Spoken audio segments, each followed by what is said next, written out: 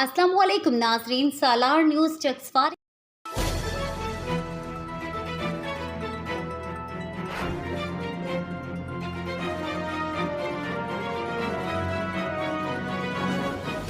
बिस्मिल्लाहिर्रहमानिर्रहीम। अल-हुक्मु फ़ौक़ल अदब। जिस तरह सरपरस्त ने फरमाया कि वक्त कम है, मैं समुंदर को कूजे में बंद नहीं कर सकता, बल्कि कूजे को समुंदर में फेंकने की कोशिश करूंगा। मैं सबका नाम नहीं ले सकता। स्टेज पर बैठे हुए वो तमाम बाइज़्ज़त इज़्ज़तों के लायक मेरे जो यहाँ जो माँ बैठे हैं, आपका शुक्रिया। और इस तरफ मौजूद साथिया इकराम जो बैठे हैं, उनका शुक्रिया। मैं सिर्फ सहाबत गौरी साहब का नाम लेना चाहूँगा कि वो रिटायरमेंट के बाद अपने भतीजे पे शफ़क़त करने के लिए यहाँ तशरीफ़ लाए। मैं आपका बहुत शुक्रगुज़ार। मैं आज जो बात करना चाह रहा था, वक्त की कमी की वजह से नहीं हो सकती, लेकिन सिर्फ जो कलम पैनल की अचीवमेंट है उस पर बात करूंगा। हमारे जो नौजवान साथिया हैं उनके सामने रखूंगा। इसके अलावा जो हमारे साथ साथिया शामिल हुए उनके साथ रखूंगा। टाइम स्केल का हुसूल एक तारीख है। आप सबको ये पता होना चाहिए कि टाइम स्केल क्यों लिया गया। उससे पहले असातिज़ा की तरक्की के रास्ते मसदूद हो गए थे। असातिज़ा प्राइमरी टीचर रिटायर हो जाते थे, जूनियर रिटायर हो जाते थे। 7वां 9वां और या 16वां स्केल होता था। तो जब ये महसूस किया कि इसके मुकाबले में अदर डिपार्टमेंट के अंदर एक सिपाही भर्ती होता है तो वो कहाँ जाकर रिटायर होता है, वो असातिज़ा के लिए कैसा पैकेज दिया जाए ताकि इज्जत के साथ असातिज़ा भी रिटायर हों। तो उस वक्त असातिज़ा की ज़रूरत थी। उस वक्त आप नौजवान लोग इसका हिस्सा नहीं थे।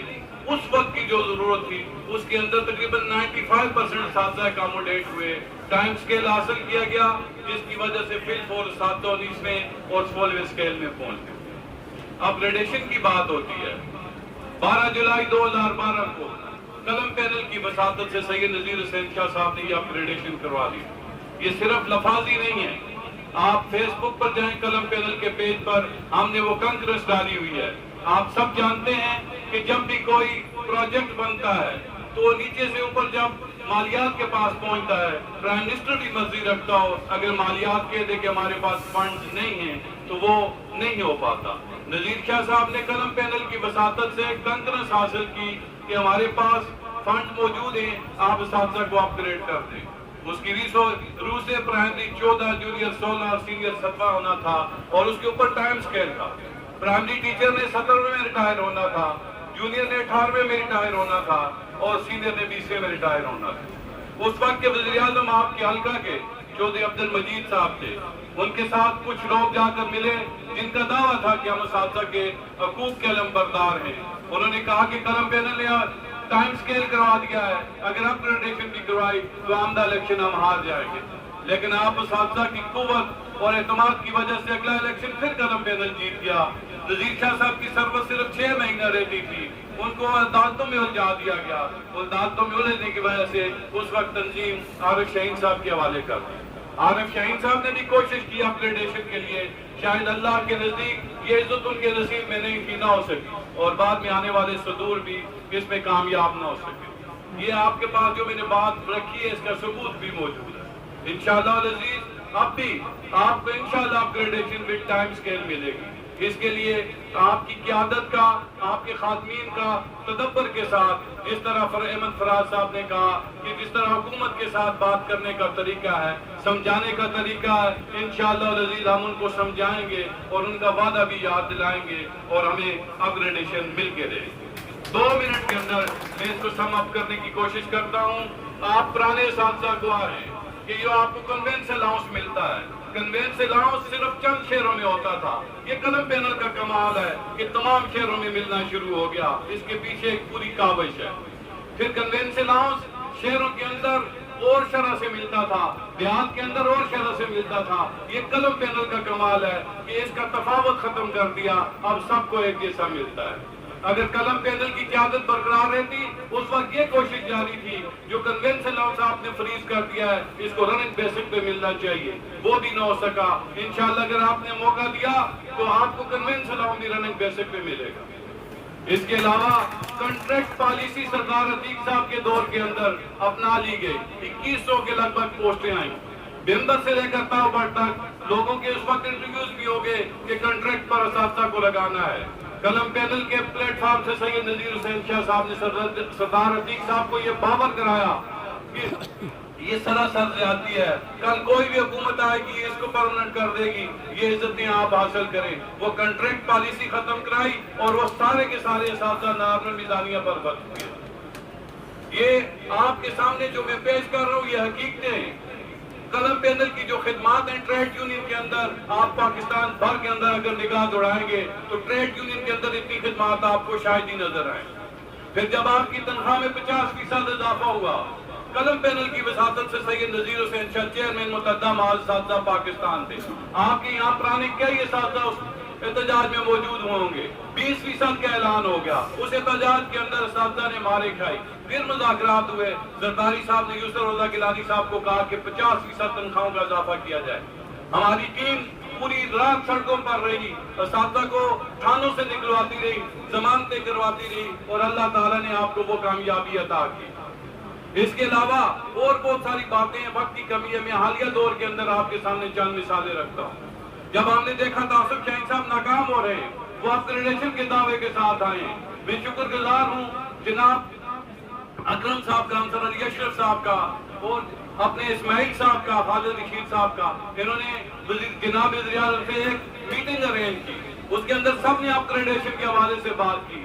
वहाँ चंद अपनी इनफरादी बातें भी हुई, लेकिन कलम पैनल की तरफ से मैं वहां खड़ा हूं, मैंने कहा जनाब वज़ीर आज़म, आपके पास 90% ऐसे मामला हैं जिसके फंड मौजूद हैं, आप अगर वो कर दें तो साथिज़ा की बेचैनी खत्म हो सकती है। वहां उन्होंने कहा शाह साहब वो कौन से मामला हैं? मैंने कहा सर आप टाइम स्केल का जो इजरा करवा दें, उसके अलावा जो सिलेक्शन बोर्ड रुके हुए हैं वो करवा दें। वहां हमारे जो उनके साथ स्टाफ था उनको कहा कि आप इनसे कहें कि मीटिंग करें। फिर अकरम साहब ने मुजफ्फराबाद के अंदर सेक्रेटरी साहब से मीटिंग का अरेंज किया। उस मीटिंग के अंदर हमने खुलकर बातें की। उसी बुनियाद पर मेल टीचर के 804 लोगों के आपके सिलेक्शन बोर्ड हुए। जो टाइम स्केल 16, 17, 18 के रुके हुए थे वो कलम पैनल की वजह से हुए। आप जानते हैं कि एनओसी नहीं हो रही थी, इवन आप हज और उम्रे पे नहीं जा सकते थे। ये अपने अकरम साहब और उनकी कलम पैनल की टीम की वजह से वो रुके मामला आपके हुए। रिटायरमेंट पर 8-8 महीने गुजर जाते थे, आपको एनओसी नहीं मिलती थी। अल्हम्दुलिल्लाह कलम पैनल ने वहां आपने वोट की ताकत से नहीं पहुंचाया था, लेकिन फिर भी कलम पैनल ने आपकी बात की और आपके हकूक का तहफ़्फ़ुज़ किया, आपके हकूक की जंग लड़ी और आप तक पहुंचाया। इंशाअल्लाह अज़ीज़ मुस्तक़बिल के अंदर भी अगर आपने हमें दिया मौका दिया तो इंशाअल्लाह हम भरपूर कोशिश करेंगे पहले की तरह आपको जो है वो हम दिला सकें। मैं यहाँ एक बात और करता चलूं, आपने कहा यहाँ मीरपुर डिवीजन के अंदर हमने जनरल सेक्रेटरीशिप दे दी, इससे बढ़कर भी ओहदा आपके पास है, बड़ा ओहदा आपके पास है। ये हमारे सरपरस्त आला मौजूद है, ये जब तक सर्विस के अंदर ये हमारे सरपरस्त, इससे बड़ा ओहदा आपको क्या मिल सकता है? हम इनकी सरपरस्ती में इनसे हम गाइडलाइन लेते रहेंगे और इनकी सरपरस्ती में चलेंगे। और जिस तरह मिर्जा साहब ने बात की खड़ी शरीफ की, तो इंशाअल्लाह अज़ीज़ जिस तरह पहले फैसला जात यहाँ अपने बानी मुशावरत से हुए हैं, यहाँ के बाकी फैसले भी बानी मुशावरत से होंगे जो आपके लिए काबिल कबूल होंगे। इंशाअल्लाह अज़ीज़ कलम पैनल के अंदर आपको वैसे लोग मिलेंगे जो जमहूरियत पसंद है। इसकी सबसे बड़ी मिसाल कलम पैनल ने 3 बार इलेक्शन दिया था, एक दफा भी उन्होंने इलेक्शन एक दिन के लिए डिले नहीं करवाया, बर वक्त इलेक्शन हुए। उसके मुकाबले में बाकी लोग जो सुदूर रहे, आप देख लें कि इलेक्शन के अंदर कितना तातल आता रहा। अब उम्मीद रखते हैं कि हम 21 नवंबर को इस तंजीम का टेन्योर पूरा हो रहा है, उसके बाद बर वक्त इलेक्शन होंगे। असातिज़ा खुद इंतखाब करेंगे कि उनकी नुमाइंदगी कौन कर सकता है, कौन मेरिट पर आता है। वक्त ज्यादा ले लिया, बातें कुछ और भी करनी थी। हम इंशाअल्लाह जब आपके पास बाकायदा इलेक्शन के बाद हाजिर होंगे खुलकर बातें करेंगे और जो बातें भी करनी है इंशाअल्लाह अज़ीज़ करूंगा, क्योंकि मलिक हबीब साहब का हुक्म है। तो मैं आपसे इजाजत चाहूंगा। वमा अलैना